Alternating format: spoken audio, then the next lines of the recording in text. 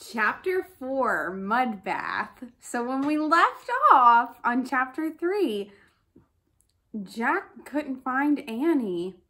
And then Annie yelled, "Help!" So Chapter 4 is called Mud Bath. What do you think happened to Annie? Let's find out. Jack looked over the edge of the riverbank. Annie had fallen into a pool of mud near the water. The thick black mud was up to her chest. "I slipped," she said. "It feels like quicksand." Jack threw down his pack and got on his knees. "Be careful," said Annie. "Don't slip too." Jack pointed to a tangle of old tree roots sticking out of the bank.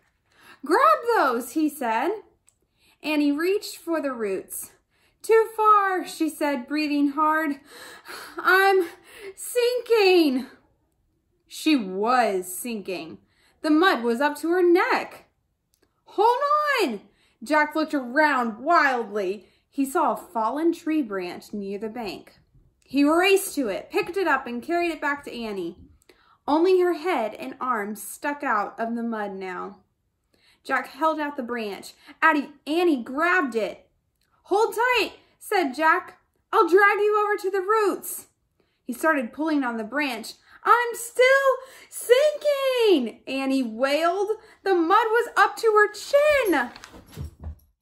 I'm sure some of you have seen a vulture before, but this is what a vulture is. It's a very large bird that likes to eat things after they pass away.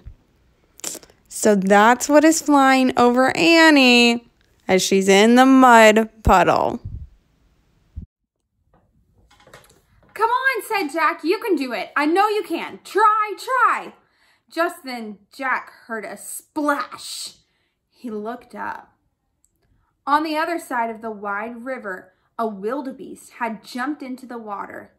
Another jumped, then another. They were headed right toward Jack and Annie.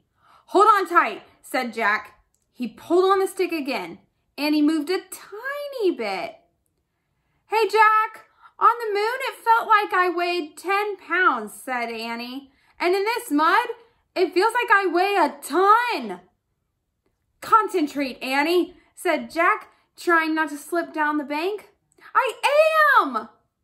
The lead wildebeest were halfway across, swimming towards them. Many more wildebeests were jumping into the water. Think about that picture of the wildebeest crossing the river. "It's now or never," said Jack. He took a deep breath. He pulled really hard. Just then, a shadow passed over them. Jack looked up.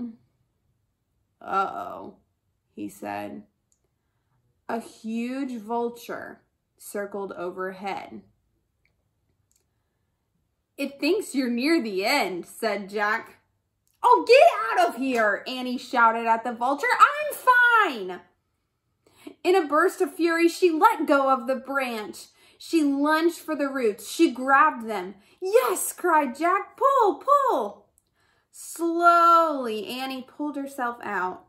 She was covered with the black mud from head to toe. Jack helped her onto the bank, getting mud all over himself.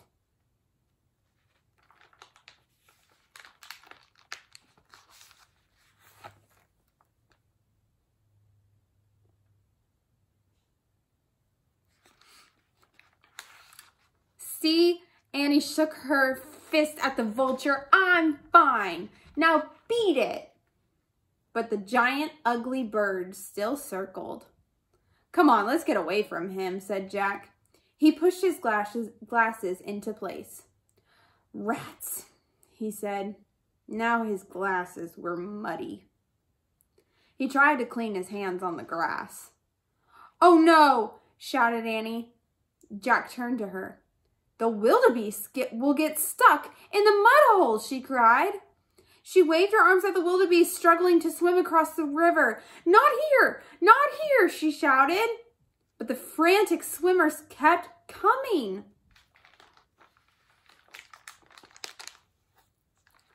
Chapter 5 is called Ha Ha. Well, that doesn't sound like a very funny situation. The wildebeest are struggling to get across the river. I wonder why it's called Ha Ha.